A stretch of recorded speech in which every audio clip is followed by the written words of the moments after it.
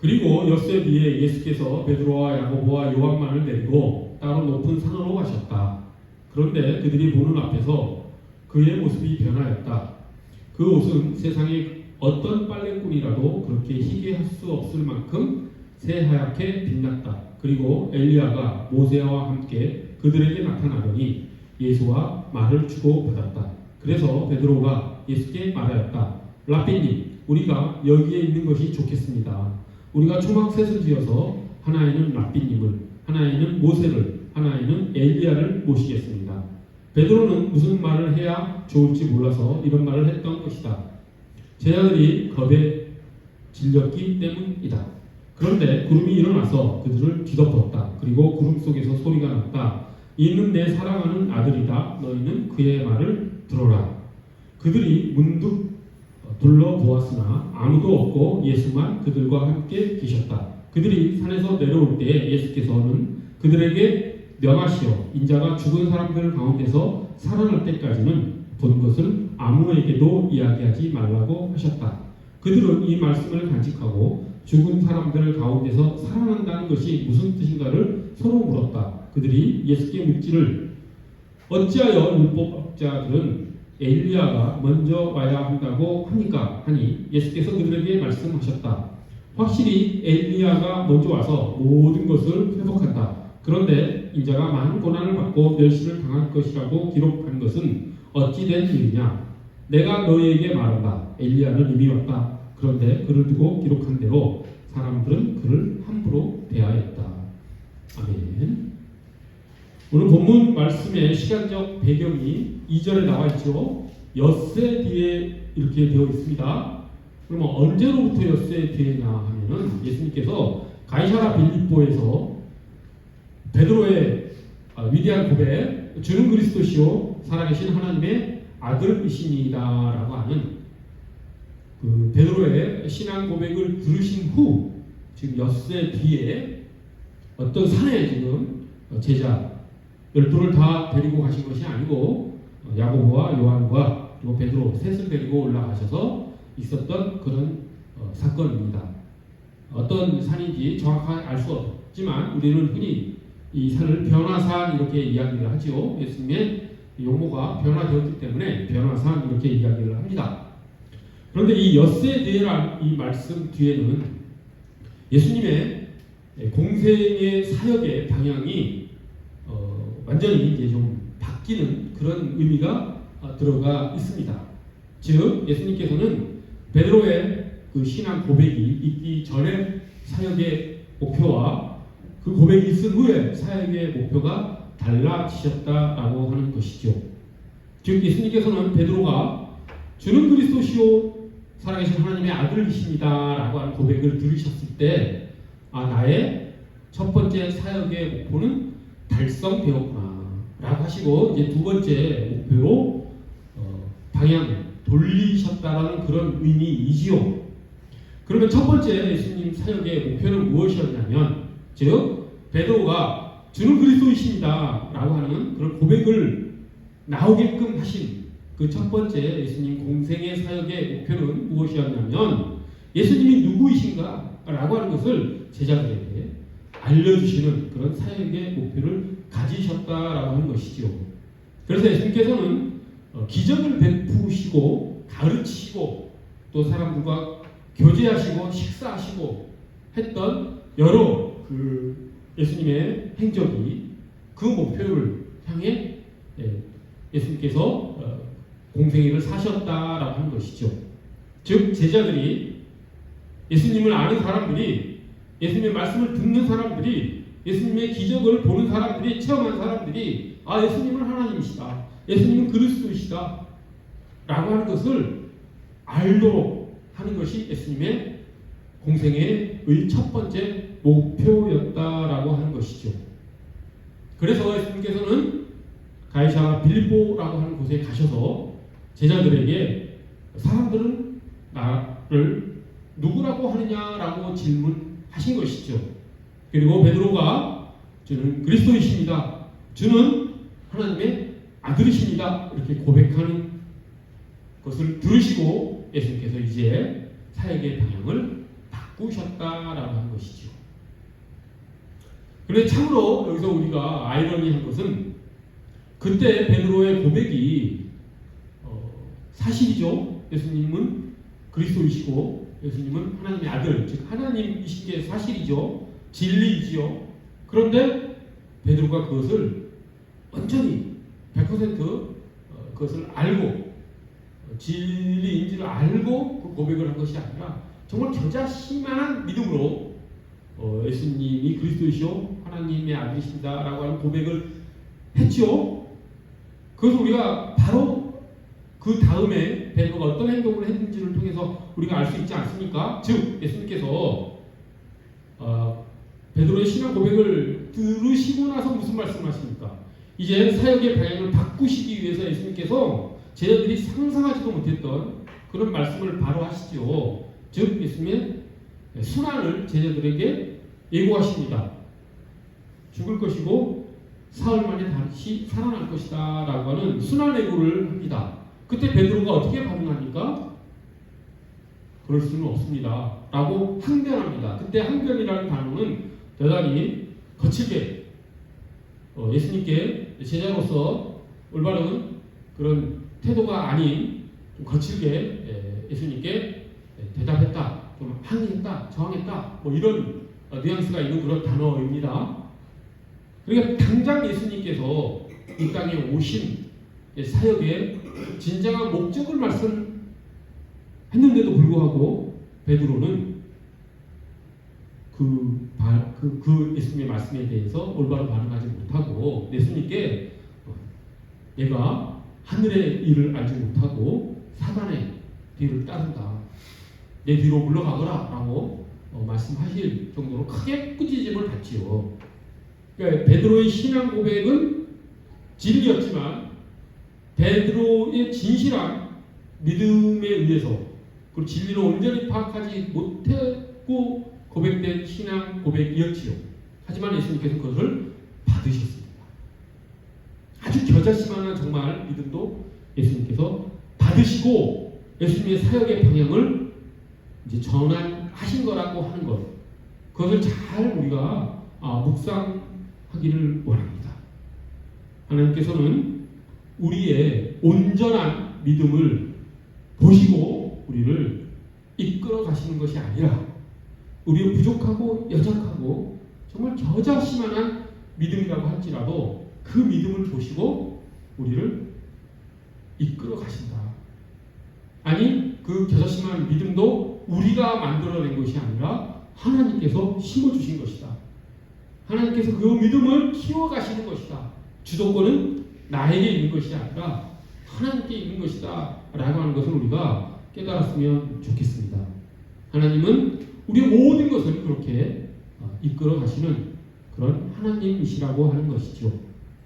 자, 어찌됐든 예수님은 그 베드로의 아주 미약한 고백이나마 예수님께서 공생의 전반부에 주로 갈릴리에서 행하셨던 그 사역의 목표를 이루셨다라고 하는 이제 마음을 먹으시고 그렇게 결정을 하시고 사역의 방향을 이제 바꾸신 것입니다. 그렇기 때문에 예수님께서 그 고백을 들으시고 베드로의 그 신앙 고백을 들으시고 평소에 그 전까지는 한 번도 하지 않았던 말씀을 하신 것입니다. 그것이 무엇입니까? 예수님께서 사람들에게 조롱받고 박해받고 십자가에 못 박혀 돌아가시고 3일 만에 부활하실 것이라는 이야기를 계속해서 하신다라고 하는 것이죠. 그 고백 이후에 그 말씀을 하셨고 그 이후에 성경에는 3번 순환을 3번 예고하신 걸로 기록되어 있지만 아마 더 많은 순환 예고를 하셨을 것이라고 생각됩니다. 성경이 모든 것을 다 기록한 것은 아니기 때문이겠죠. 그것이 예수님의 두 번째 이제 사역의 방향이었던 것이죠. 첫 번째 사역 방향은 예수님이 누구신가 라고 하는 것을 사람들이 알기를 원하셨고, 이제 두 번째 사역의 방향은 이제 예수님께서 이 땅에 오신 목적, 예수님이 성육신하신 궁극적인 목적을 향해 이제 나아가시고자 하는 그런 사역의 방향으로 급 반전을 하신 거라고 하는 것이죠. 그것이 엿새 뒤에, 오늘 본문 2절에 엿새 뒤에라는 단어 속에 함의되어 있는 그런 의미입니다. 엿새 뒤에 이제 예수께서 그 성육신의 목적을 이루시기 위해서 제자들을 셋을 데리고 지금 변화산에 오르셨다라고 하는 것이죠. 거기에서 무슨 일이 벌어졌을까?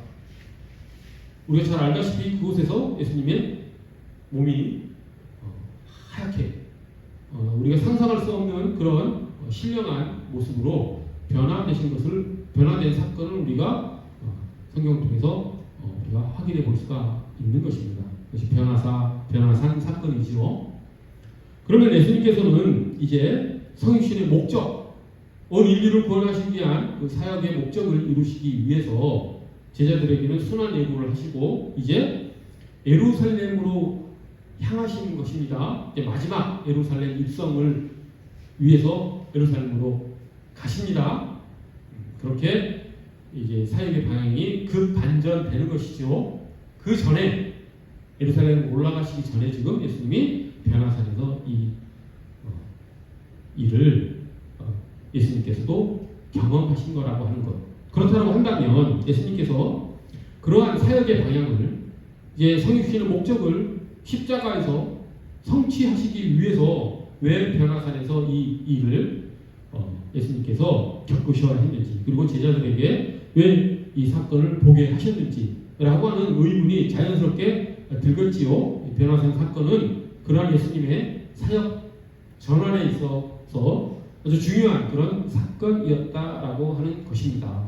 그것을 이 시간 우리가 알고 예수님의 마음이 어떤 것인지, 그리고 우리가 따라야 될 예수님의 마음은 무엇인지 그것을 깨달아가기를, 그리고 그것이 우리 삶의 적용되기를 간절히 소원합니다.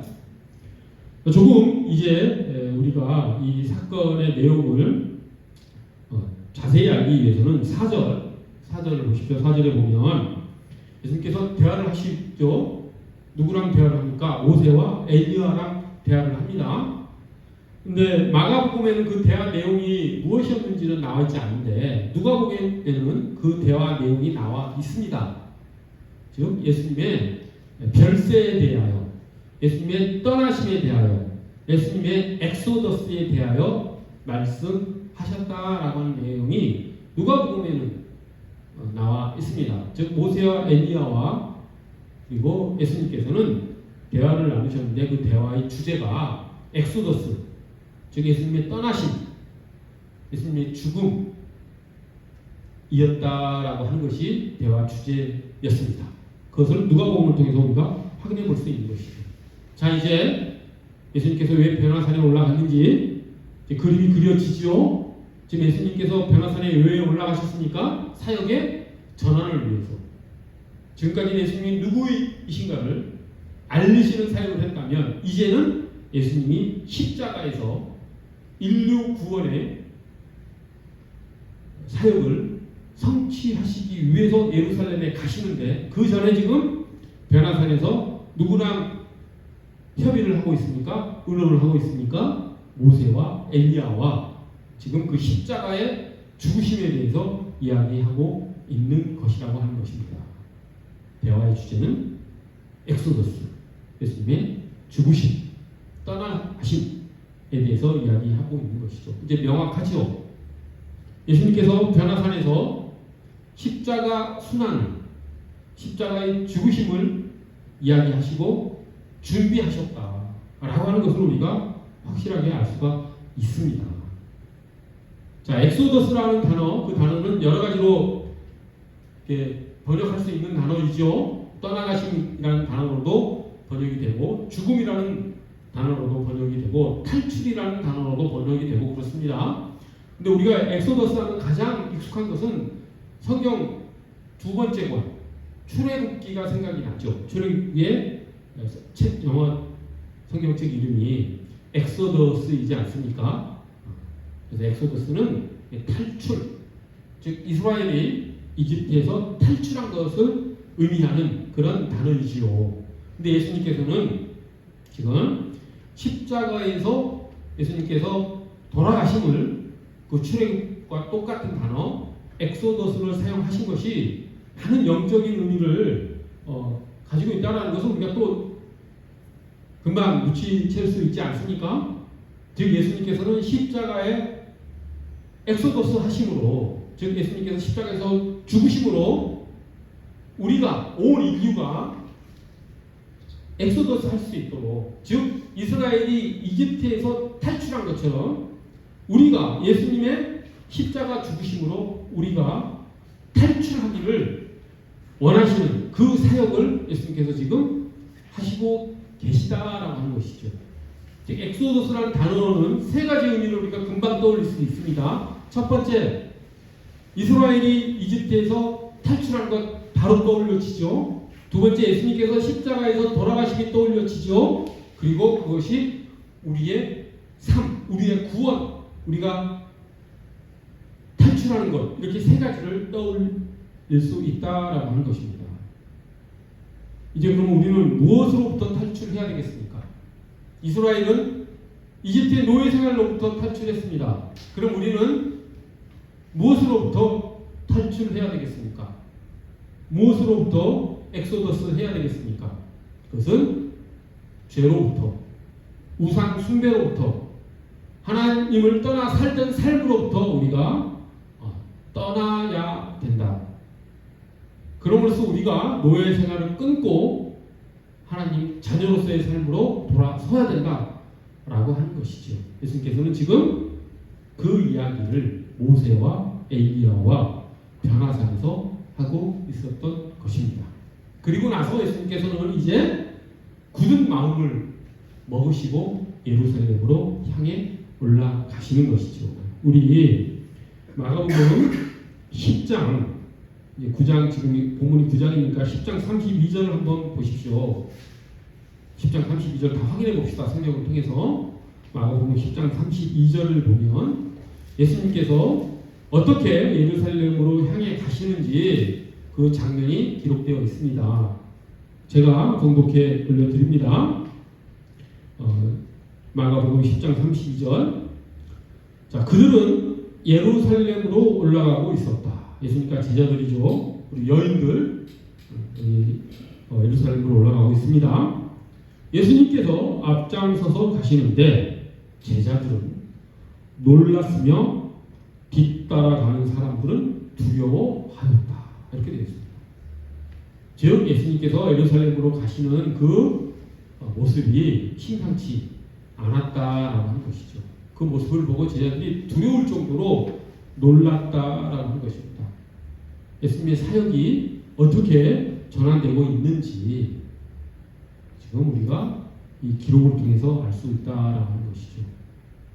예수님이 이제 십자가 순환을 지금 위에서 예루살렘으로 들어가고 있음을 예수님께서 아시고 지금 비장한 마음으로 예루살렘을 향하고 있구나. 그리고 그 전에 예수님께서는 변화산에서 이 사건을 겪으셨구나. 그리고 그 전에 베드로의 신앙 고백을 들으셨구나 라고 하는 것을 우리가 이해할 수 있는 것입니다. 예수님은 정말 우리를 위해서 예수님의 목숨까지도 아끼지 않으시고 십자가 길로 지금 들어서고 계시구나 라고 하는 것을 우리가 알 수 있다라고 하는 것이죠. 자, 그런데 이 사건 내용을 보면 좀 재밌는 내용이 나옵니다. 어떤 내용이 나오냐면 9절, 10절을 한번 보십시오. 10절에 보면 제자들이 11절을 보십시오. 예수님께 뭐라고 묻냐면 한번 확인해 보십시오. 성경을 11절을 보십시오. 제자들이 예수님께 묻기를 어찌하여 율법학자들은 엘리야가 먼저 와야 한다고 합니까? 이렇게 물어봅니다. 근데 제자들이 이렇게 물어본 이유는 뭐냐면 예수님께서 그 변화산에서 그 변모되시는 하나님의 영광을 드러내시는 그런 모습을 제자들에게 보이고 나서 지금 예수님께서 또 무슨 말씀을 하셨습니까? 또 순한 예고를 한 것이죠. 거기 구절을 보면 예수께서 인자가 죽은 사람들 가운데서 살아날 때까지는 본 것을 안 먹이도 이야기하지 말라. 죽은 자 가운데서 살아날 때까지는 이 말을 듣고 제자들이 이제 마음에 이제 혼란이 온 것이죠. 이게 무슨 말씀인가? 지금 제자들은 무엇을 느끼냐면 예수님은 그리스도라는 거 알았습니다. 확실하게 믿었습니다. 그리고 예수님이 그 전까지 기적을 다 체험을 했습니다. 그리고 결정적으로 변화산에서 예수님이 하나님이시라는 것을 눈으로 봤습니다. 예수님이 하나님이시기 때문에 이렇게 광채가 난 것이죠. 그렇게 하얗게 예수님의 몸이 변화된 것은 하나님의 영광이 드러났기 때문입니다. 예수님이 하나님이시기 때문에 그런 빛나는 모습으로 예수님께서 변화된 것이죠. 그것을 세 제자가 깨달았습니다. 예수님은 하나님이시구나. 하나님의 영광이 지금 임했구나. 거기에다가 또 하늘에서 하나님의 목소리까지 듣지 않았습니까? 이는 내 사랑하는 아들이다. 너희는 그의 말을 들어라.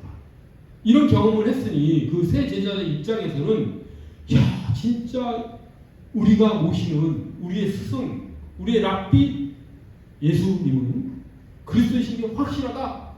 이제는 예수님께서 행동에 나서시겠구나. 드디어 메시아로서 행동을 하시겠구나 라고 하는 것을 잔뜩 기대하고 있었는데 예수님께서 지금 무슨 말씀을 하십니까?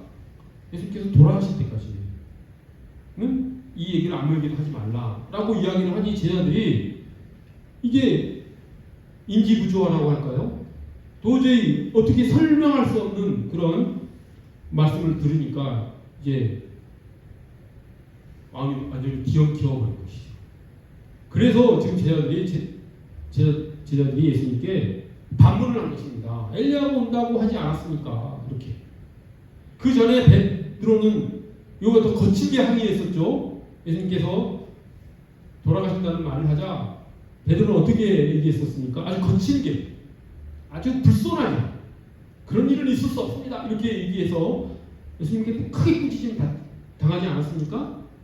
근데 또 그 예수님이 그 이야기를 하실 때 또 같은 말씀을 하실까? 이번에는 조금 거칠게 항의는 못하고 반문을 한 것이죠. 어떻게 반문을 한 것입니까? 예수님, 저희가 지금 엘리야를 봤습니다. 예수님께서 지금 모세와 엘리야하고 대화하는 것을 우리가 봤습니다.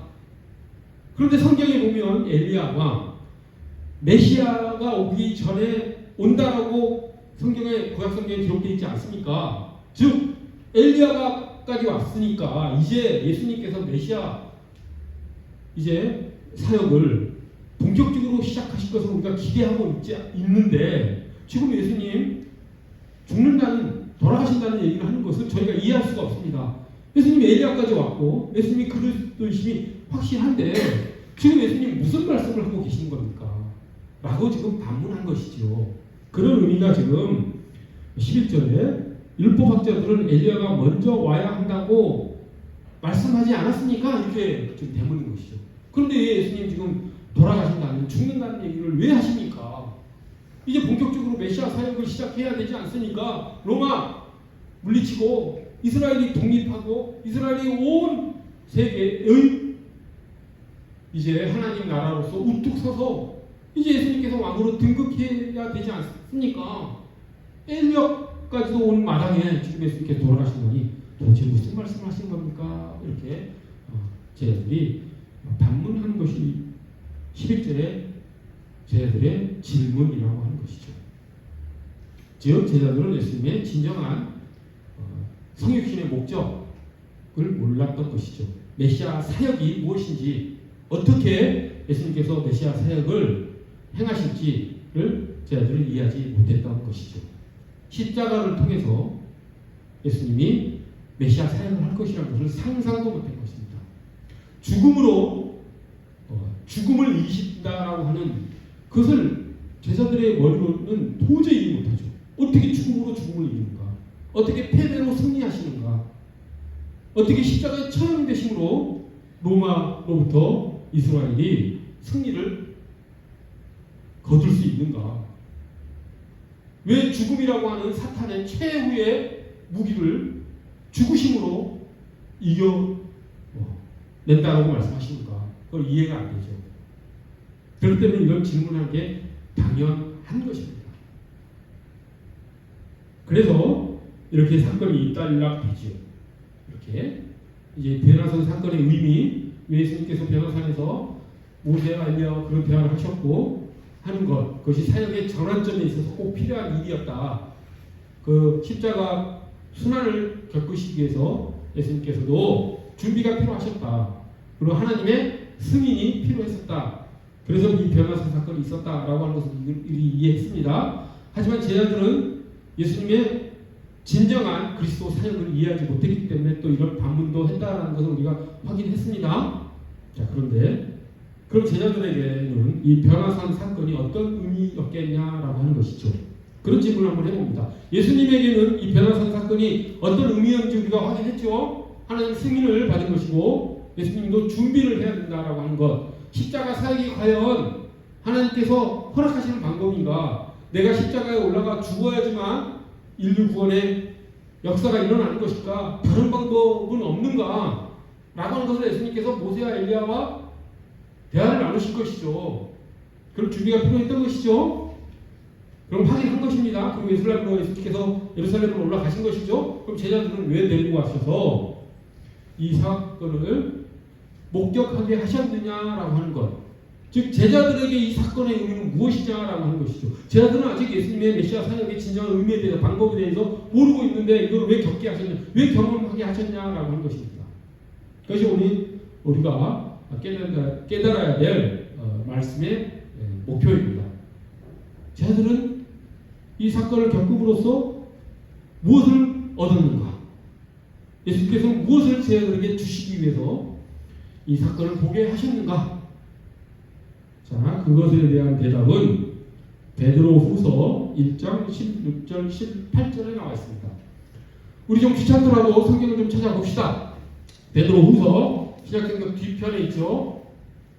히브리서 다음 쭉 지나서 베드로후서 1장 16절에서 18절 보십시다. 그러면 왜 제자들이 이 변화산 사건을 목격했었는지에 대한 해답의 실마리가 베드로후서 1장 16절에서 18절을 통해서 우리가 확인해 볼 수가 있습니다. 제가 공독해 올려드릴 테니 베드로후서에서 베드로가 뭐라고 말하고 있는지 우리 확인해 보기를 원합니다. 베드로가 이렇게 이야기를 합니다. 자, 베드로의 고백입니다. 우리 주 예수 그리스도의 능력과 강림하심을 너희에게 알게 한 것은, 즉 베드로가 지금 전도하고 있는 그 사람들에게 지금 이야기를 하고 있는데, 편지 대상에게 이야기하고 있는데, 지금 베드로는 예수 그리스도의 능력에 대해서 사람들에게 얘기했고, 예수 그리스도께 이 땅에 오신 강림하신 것에 대해서 너희에게 가르쳤는데, 그것을 너희가 알게 한 것이 있는데, 그것이 교묘히 만든 이야기를 딴 것이 아니다. 우리는 그의 크신 위엄을 친히 본 자다. 이렇게 이야기를 합니다. 즉 직접 눈으로 보고 우리가 예수님이 그리스도이신 것을 경험했기 때문에 우리가 너희에게 확실하게 예수는 그리스도이시다, 예수는 하늘에서 강림하셨다라고 하는 것을 너희에게 알게 하는 것이다 라고 지금 이야기를 하고 있죠. 그러면서 뭐라고 얘기합니까? 지극히 큰 영광 중에서 이러한 소리가 그에게서 나기를, 이는 내 사랑하는 아들이요 내 기뻐하는 자라 하실 때 그가 하나님 아버지께 존귀와 영광을 받으셨느니라. 이 소리는 우리가 그와 함께 거룩한 선에 있을 때 하늘로부터 난 것을 들은 것이다. 지금 베드로가 무슨 이야기를 하고 있습니까? 변화산에서 경험했던 것을 베드로가 지금 회중들에게, 편지 대사들에게, 수신자에게 지금 얘기하고 있는 것이죠.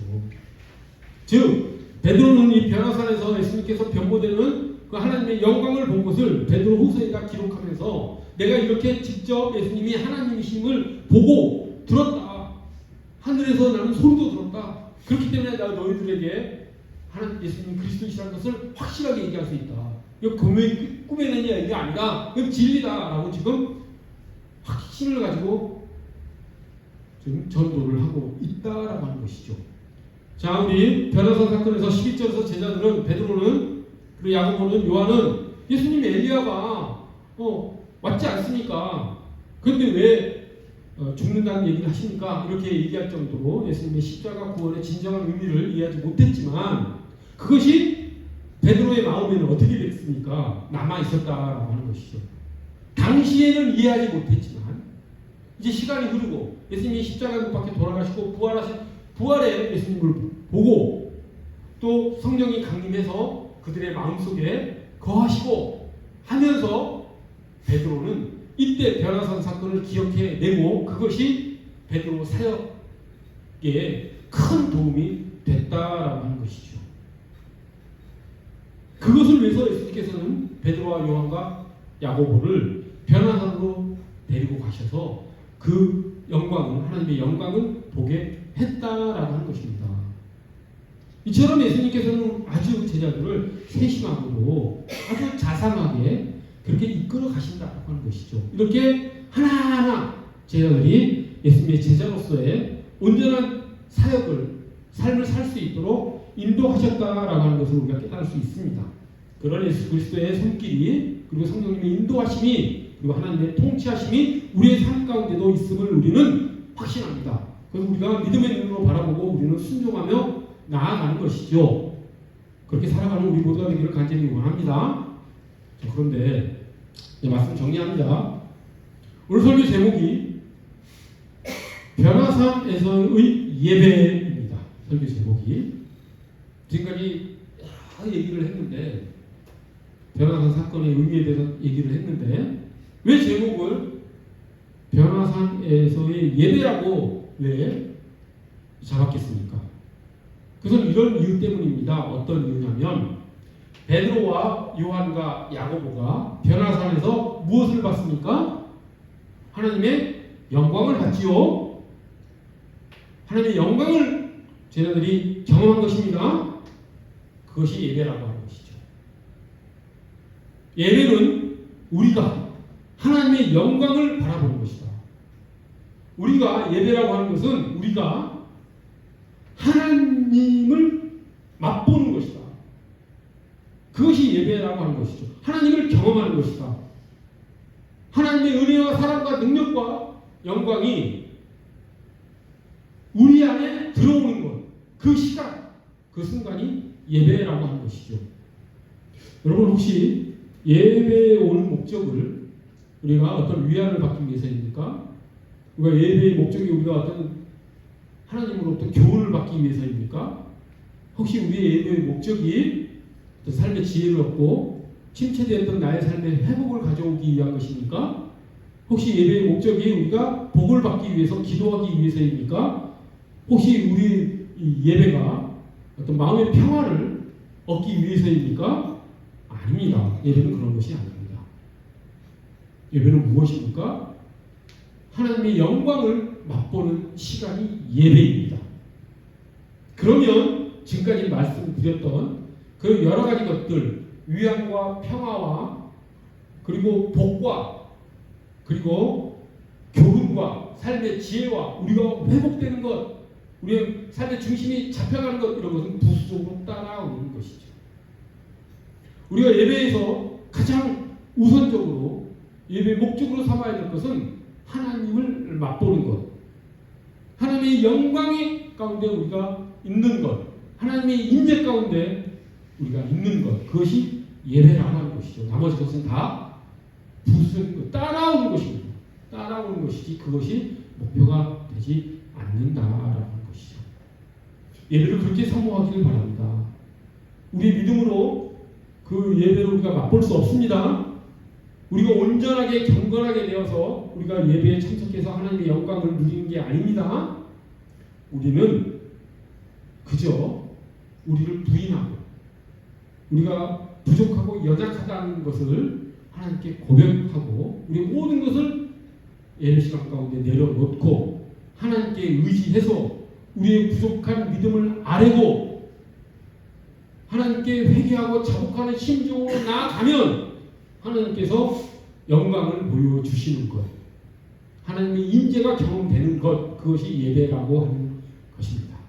우리가 온전하게 되어서 예배에 참석하는 것이 아니라고 하는 것이죠. 우리가 솔직한 있는 그대로의 모습을 하나님께 고백하고 나와서 하나님의 영광을 우리가 체험하는 것. 그렇기 때문에 예배는 주도권이 우리에게 있는 게 아니라고 하는 것이죠. 그래서 예배를 드린다는 표현은 어떻게 보면은 좀 오해가 있는 표현이죠. 우리가 뭘 드립니까? 예배 가운데?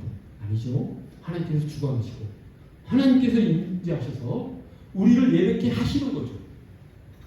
하나님이 계시하심으로, 하나님이 나타나심으로, 하나님의 영광이 드러나심으로 우리는 거기에 반응하는 것이죠. 그것이 진정한 예배라고 하는 것입니다. 우리 예배는 다른 거 다 생각하지 않고 그저 그 하나님의 영광만을 사모하면서 우리가 열린 마음으로 나가는 게 아니라 하나님 우리의 마음을 열어주십시오 라고 하는 마음으로 예배 드리는 것이, 예배하는 것이, 예배 드린다는 표현보다는 예배한다는 표현이 더 적합합니다. 예배하는 것이 예배의 참 모습이라고 하는 것입니다. 우리 이렇게 하나님께서 주관하시는, 하나님께서 드러내시는 그 영광에 참여하는 그런 예배들이 나타날 수 있도록, 우리 주중의 삶 가운데 나타날 수 있도록, 우리가 그래서 예배자로서의 삶을 살아갈 수 있도록 우리 다 같이 하나님을 향해 나아가기를 간절히 소원합니다. 기도하겠습니다. 거룩하고 자비로우신 하나님 아버지, 예수 그리스도께서 이 땅에 오신 목적이 우리의 구원을 위한 것이며, 그리고 그 구원을 위해서 십자가의 순환을 당하셨음을 우리가 알게 되었습니다. 하나님, 그를 위해서 예수님께서 변화산에서 제자들에게 그 하나님의 영광을 보게 하셨음을 또한 저희가 깨닫게 되었습니다. 하나님, 그 영광을 사모하는 모두가 될 수 있도록 우리가 매일 순간순간 회개하고 자복하는 마음으로, 부족하고 연약한 우리의 믿음을 하나님께 고백함으로 하나님의 영광을, 하나님의 임재를 체험해 나가는 진정한 예배를 드려 나가는 우리 모두가 될 수 있도록 하나님 저희를 인도하여 주시옵소서. 감사드리며 예수 그리스도의 이름 받들어 기도드립니다.